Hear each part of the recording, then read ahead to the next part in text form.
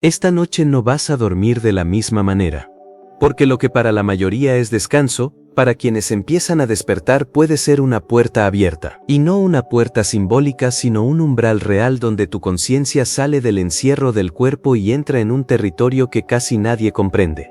Lo que te enseñaron sobre el sueño fue incompleto. Te hablaron de fases, de descanso, de procesos mentales. Pero nunca te dijeron que mientras tu cuerpo queda inmóvil, algo en ti sigue viajando. Algo en ti sigue percibiendo. Algo en ti sigue siendo visto. Y aquí empieza la parte que muchos sienten pero pocos se atreven a nombrar. Porque hay noches en las que no sueñas, sino que eres arrastrado. No descansas, sino que eres expuesto. No entras en paz, sino en escenarios de persecución, angustia, opresión y miedo que parecen demasiado intensos para ser solo una construcción de tu mente. Y cuando despiertas, no despiertas renovado. Despiertas drenado. Como si alguien hubiera tocado lo más profundo de tu energía y hubiera dejado solo el cascarón. Si has sentido eso, si te has levantado con el pecho pesado, con la mente nublada, con una sensación de ataque invisible, este mensaje no llegó a ti por accidente. Porque hoy vamos a revelar algo que los textos espirituales más incómodos insinuaron hace siglos. El sueño no es solo reposo, el sueño es exposición. Y si tu conciencia no está entrenada, cada noche puedes entrar al plano astral sin protección, sin dirección y sin sello. Justo ahí es donde ciertas entidades operan con más facilidad. Justo ahí es donde los arcontes encuentran una de sus rutas favoritas para el drenaje. Antes de continuar, suscríbete ahora a Códigos Divinos y activa la campana de notificaciones, porque aquí no venimos a repetir lo que todos dicen. Aquí venimos a abrir puertas que otros prefieren dejar cerradas. Y si este tipo de revelaciones resuenan contigo, quédate hasta el final, porque esta primera parte no solo va a cambiar la forma en la que ves tus sueños, va a cambiar la forma en la que entiendes tu propia vulnerabilidad espiritual. Ahora que el terreno quedó expuesto, toca mirar el mecanismo. Porque entender que el sueño puede convertirse en una zona de vulnerabilidad es apenas el primer umbral. Lo siguiente es más incómodo. Comprender que no toda pesadilla es un simple desorden mental.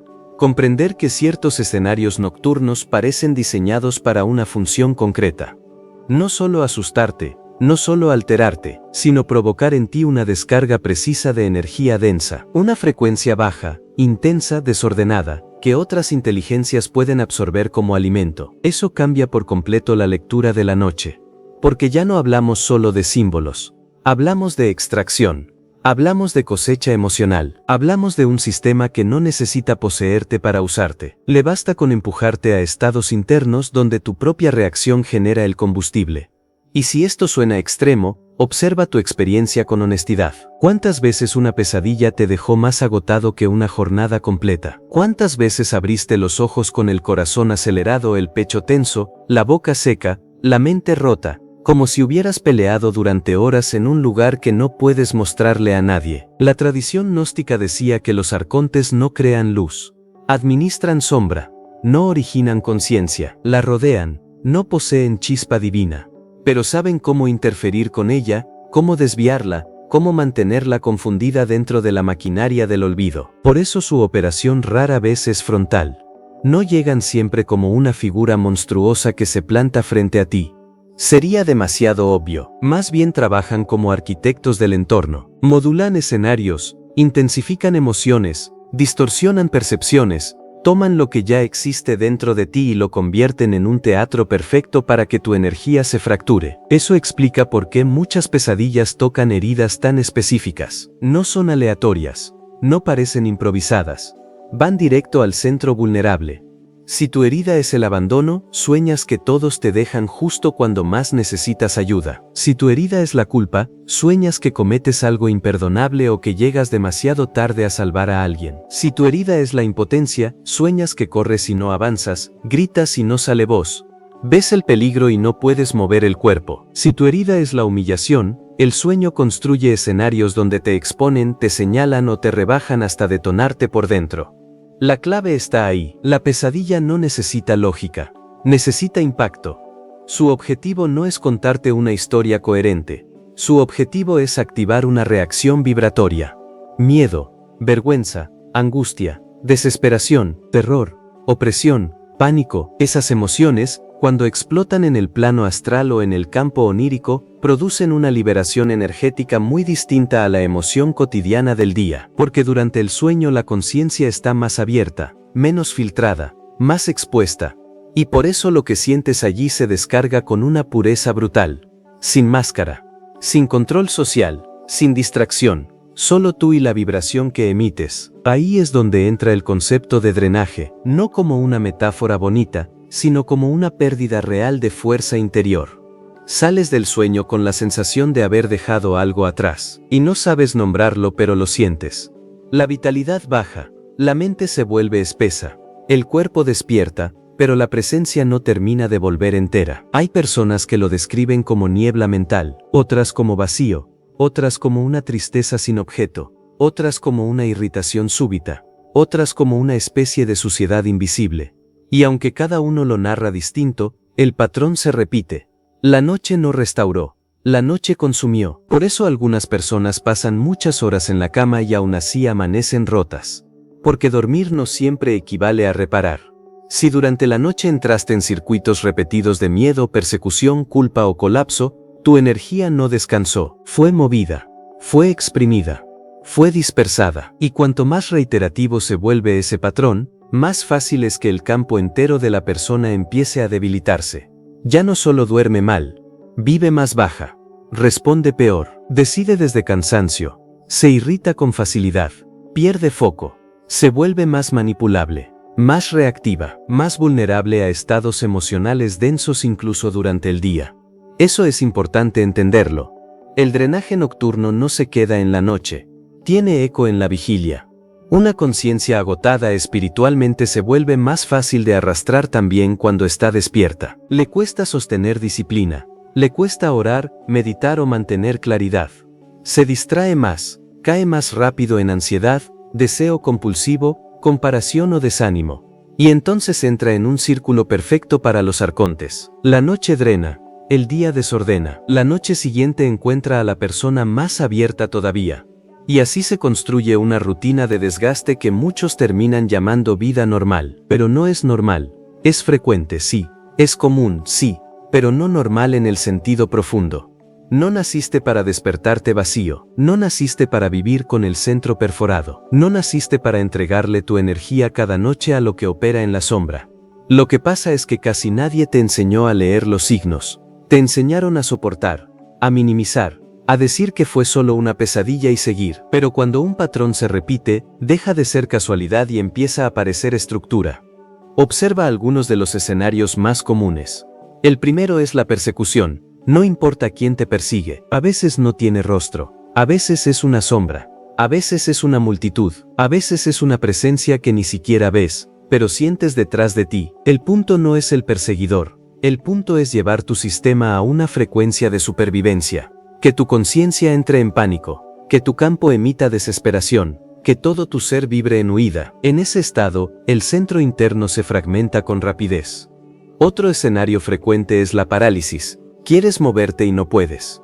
Quieres gritar y no sale nada. Quieres escapar y el cuerpo no responde. Esta clase de experiencia tiene un poder brutal porque mezcla dos energías devastadoras al mismo tiempo: terror e impotencia. No solo sientes peligro, sientes incapacidad absoluta de responder, y esa combinación genera una descarga muy densa, porque toca uno de los núcleos más profundos del ser humano: el miedo a quedar atrapado frente a algo que lo supera. Luego está el escenario de pérdida, sueños donde se muere alguien amado, donde desaparece algo esencial, donde llegas tarde, donde no logras salvar, donde contemplas la ruptura de lo que más valoras. Este tipo de sueño no siempre genera terror. A veces genera dolor puro.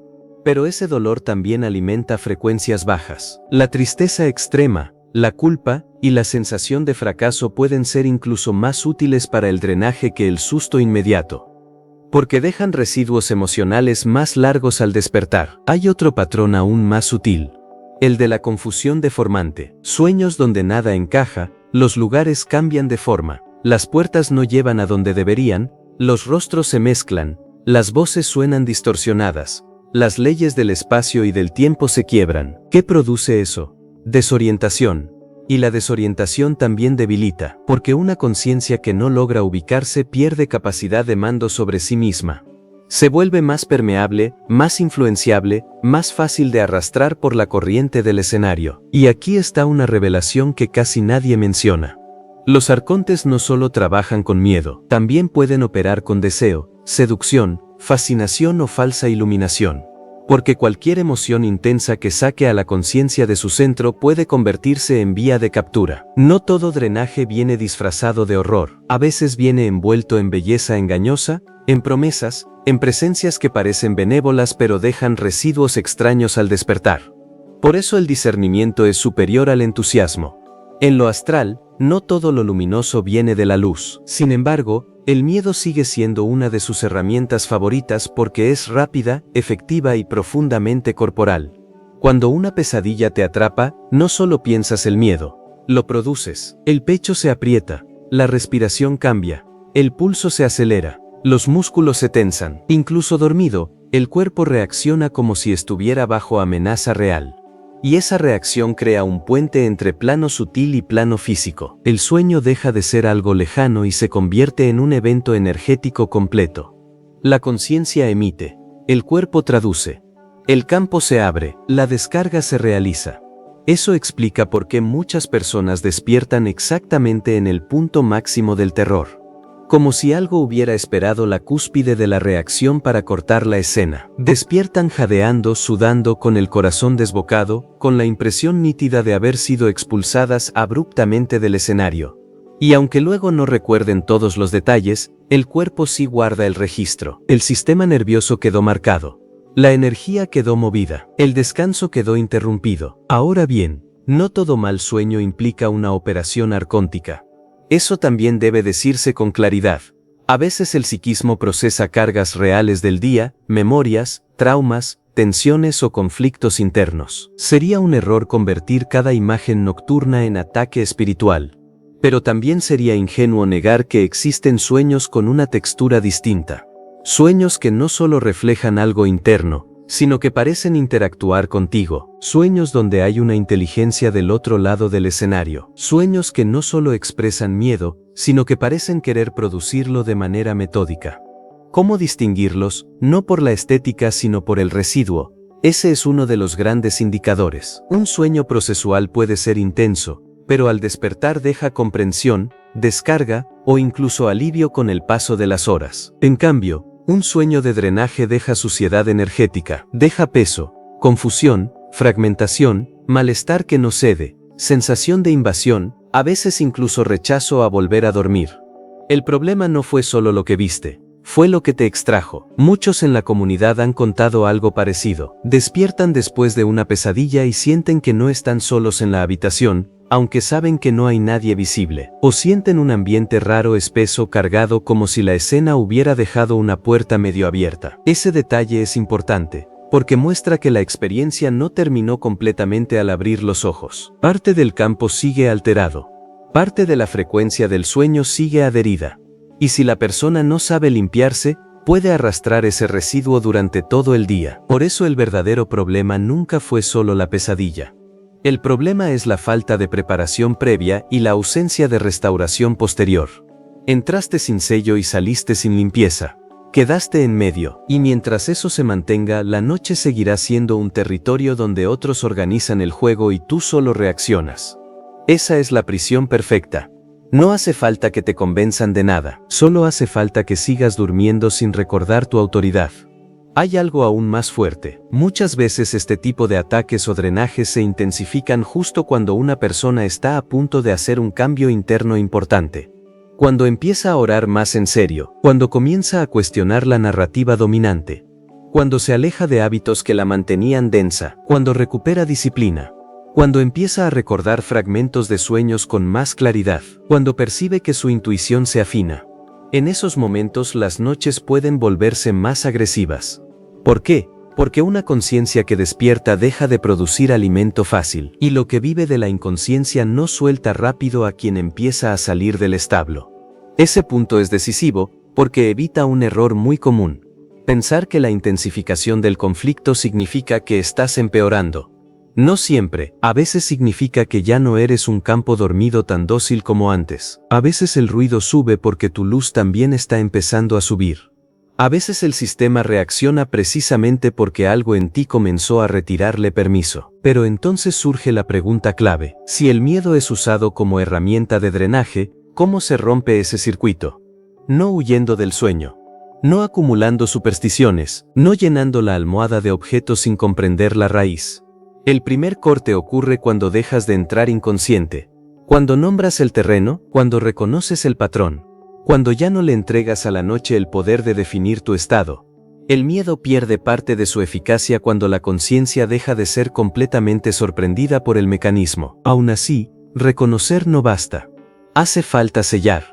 Hace falta entrar con autoridad. Hace falta declarar una frecuencia superior antes de dormir para que el campo no quede a merced de cualquier escenario que lo encuentre abierto. Y ese es el punto exacto donde empieza la protección real. No una defensa basada en amuletos vacíos, sino en una activación consciente de luz. Un acto interno que le recuerde a tu conciencia quién la guarda, de dónde viene y bajo qué nombre cruza el umbral del sueño. Porque la noche cambia por completo cuando entras recordando que no eres alimento. No eres granja. No eres un depósito de miedo para fuerzas ajenas. Eres conciencia portadora de chispa, y una chispa que recuerda su origen deja de vibrar como presa. Ahí comienza el verdadero giro. Y aquí está la verdad que casi nadie te dice. La noche no tiene por qué seguir siendo un territorio de saqueo para tu conciencia. Cuando entiendes el mecanismo, el miedo deja de gobernar igual. Cuando reconoces que no eres solo un cuerpo dormido, sino una chispa consciente cruzando un umbral, también recuerdas que puedes entrar protegido. Por eso, antes de dormir, no te entregues al caos. Sella tu campo. Declara tu luz. Visualiza alrededor de tu cama el círculo de fuego de Sofía y repite con firmeza que ninguna forma falsa puede tocar tu energía, que ningún arconte puede alimentarse de tu miedo y que tu conciencia duerme dentro de la llama del origen. Si no puedes usar objetos bajo la almohada, entonces haz de tu frecuencia tu defensa. Usa sonidos limpios, respiración consciente y el decreto que ya activamos en este video, porque la protección más profunda nunca fue externa. Siempre fue vibratoria, siempre fue memoria, siempre fue recordar justo antes de cerrar los ojos que no entras al sueño como víctima, sino como presencia sellada. Y cuando tu campo entra con autoridad, muchas de las puertas que antes quedaban abiertas empiezan a cerrarse por sí solas. Tal vez esta noche no cambie todo de inmediato, pero sí puede marcar el momento en que dejaste de dormir inconsciente y empezaste a cruzar con luz. Y eso ya es una ruptura en la simulación. Eso ya es una señal de que tu energía no seguirá disponible para cualquier sombra que quiera drenarla. Protege tu descanso, porque en este mundo dormir también es un acto espiritual. Si este mensaje resonó contigo, suscríbete ahora a Códigos Divinos. Activa la campana de notificaciones y escribe en los comentarios la palabra sello. Quiero saber cuántos de ustedes van a aplicar esta protección desde esta misma noche, porque en el próximo video podemos revelar cómo distinguir un sueño manipulado de una experiencia astral auténtica. La mayoría de las personas se acuestan creyendo que dormir es desaparecer por unas horas, como si el cuerpo se apagara y todo quedara suspendido hasta el amanecer. Pero esa es precisamente una de las mentiras más efectivas de este sistema. Porque cuando duermes, no te anulas. Cuando duermes, te desplazas. No siempre con conciencia, no siempre con memoria, no siempre con control, pero algo de ti cruza un límite. Algo de ti entra en una franja donde el mundo físico ya no es la única referencia. Ese territorio fue llamado de muchas formas. Algunos lo nombraron como dimensión sutil, otros como región intermedia, otros como campo onírico. Pero dentro de muchas corrientes esotéricas y gnósticas hay una idea persistente que vuelve una y otra vez. El sueño es una apertura. El alma no queda encerrada mientras el cuerpo reposa. La conciencia puede soltarse parcialmente del ancla material y entrar en un plano donde las emociones, las imágenes, las memorias y las presencias se mezclan con una intensidad superior. A ese ámbito, muchos le dieron un nombre que durante siglos fue ridiculizado para que nadie lo investigara en serio. El plano astral. Y aquí es donde todo se vuelve incómodo. Porque si el plano astral existe, entonces el sueño no es solo biología. También es tránsito, también es exposición, también es riesgo. Y eso explicaría por qué tantas personas tienen experiencias nocturnas que no encajan con la explicación simple de un sueño aleatorio. Personas que sienten que alguien las observa mientras duermen. Personas que despiertan con una angustia que no pueden explicar. Personas que sueñan siempre con los mismos pasillos, las mismas entidades, la misma persecución, el mismo terror, como si no fueran sueños distintos, sino visitas repetidas al mismo territorio. La pregunta entonces ya no es si sueñas. La pregunta es desde dónde estás soñando. Porque no todo sueño nace únicamente de tu mente. Hay sueños que parecen fabricados desde otra capa.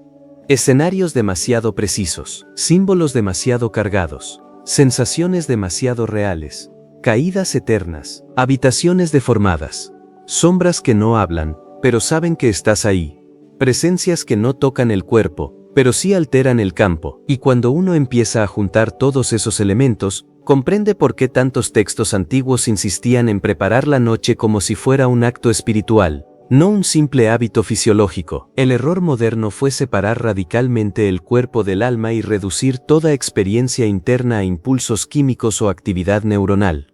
Pero incluso quienes nunca han leído un solo texto gnóstico saben, en lo profundo, que hay noches distintas. No todas las noches pesan igual, no todos los sueños tienen la misma textura, no todas las madrugadas dejan la misma huella. Hay noches en las que el alma regresa limpia, y hay noches en las que regresa raspada. Eso no es poesía, eso es experiencia humana directa. Los gnósticos, especialmente en sus lecturas más radicales sobre el cosmos, hablaban de un universo intervenido por fuerzas inferiores. Inteligencias que no portan la plenitud del origen, pero que administran la prisión de la materia y de la ignorancia. A esas fuerzas se les llamó arcontes, no como demonios de caricatura, sino como entidades de control. Arquitectos del engaño, custodios del olvido. Su función no era solo vigilar desde afuera, sino interferir desde adentro, mantener a la conciencia humana desconectada de su chispa verdadera, cortarla de su memoria de origen, hacerle creer que este nivel de realidad es lo único que existe. Por eso la noche es tan importante para ellos. Porque durante el día la mente está distraída, ocupada, defendida por rutinas, conversaciones, pantallas, ruido, tareas, pero en la noche el ser humano afloja sus defensas racionales. La vigilancia se reduce, el campo se abre, el ego baja la guardia. Y lo que no fue resuelto, lo que no fue limpiado, lo que no fue sellado, queda expuesto. Ahí es donde muchas personas entran al sueño como quien deja la puerta entreabierta sin saber quién merodea afuera. Ahora entiende esto con claridad. El plano astral no es necesariamente maligno. No es que salir del cuerpo o entrar en estados sutiles sea en sí mismo un error. El problema es la inconsciencia. El problema es entrar sin entrenamiento. El problema es atravesar un territorio invisible como si nadie habitara allí, porque así como existen zonas de aprendizaje, intuición y revelación, también existen franjas densas, cargadas, parasitarias, donde el miedo y la confusión funcionan como imanes. Y aquí aparece uno de los códigos más importantes de este video. La conciencia es vulnerable no porque sea débil, sino porque ha sido educada para olvidar. Te enseñaron a proteger tu cuerpo, pero no tu campo. Te enseñaron a cerrar la puerta de tu casa, pero no la puerta de tu mente antes de dormir. Te enseñaron a temer a lo visible, pero no a discernir lo invisible. Esa desconexión es precisamente la grieta por la que opera el drenaje. Piensa en esto, ¿cuántas veces te acostaste agotado, cargado de ansiedad, con el corazón revuelto, con pensamientos oscuros, con el cuerpo tenso, y simplemente cerraste los ojos esperando que el sueño arreglara todo? Esa es una entrega peligrosa, porque el estado en el que te duermes influye profundamente en el territorio que atraviesas. Si te duermes fragmentado, desordenado, resentido, aterrado, no estás entrando al sueño en neutral. Estás entrando con tu frecuencia ya alterada. Y en ese estado, la conciencia emite una señal. Los arcontes, según esta lectura, no necesitan atacarte de una manera espectacular para ganar terreno. Les basta con modular el entorno de tu experiencia.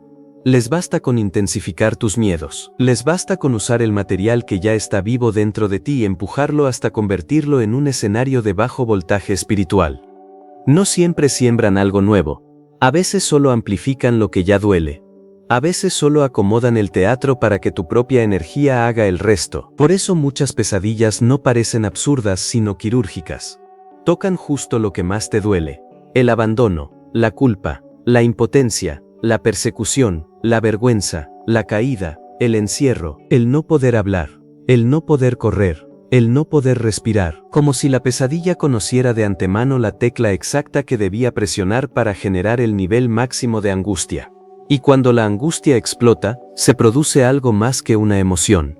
Se libera una descarga, una vibración densa, una energía caída que puede ser aprovechada. Ese es el drenaje del que casi nadie habla con seriedad. No es una imagen poética, es una transferencia. Sales del sueño sintiendo que dormiste, pero no descansaste, como si durante la noche hubieras trabajado para algo que no recuerdas, como si hubieras sido ordeñado emocionalmente, como si una parte de tu combustible interno hubiera sido absorbida en otro nivel. Y lo más peligroso es que cuando esto se vuelve repetitivo, la persona empieza a normalizarlo. Empieza a creer que vivir sin energía es su nuevo estado natural, pero no lo es. La fatiga inexplicable, el peso al despertar, la mente nublada, la irritabilidad sin motivo aparente, la sensación de haber sido observado, incluso ciertos despertares abruptos con el corazón acelerado, pueden ser leídos desde otra perspectiva cuando entiendes el mapa completo. No todo cansancio viene del cuerpo. No todo agotamiento se resuelve con dormir más horas. Hay noches en las que no perdiste descanso. Perdiste fuerza, y esto conecta con algo que muchos de ustedes han comentado en videos anteriores. Ese momento extraño en el que el cuerpo está dormido, pero la conciencia parece semidespierta. No puedes moverte, sientes una presencia.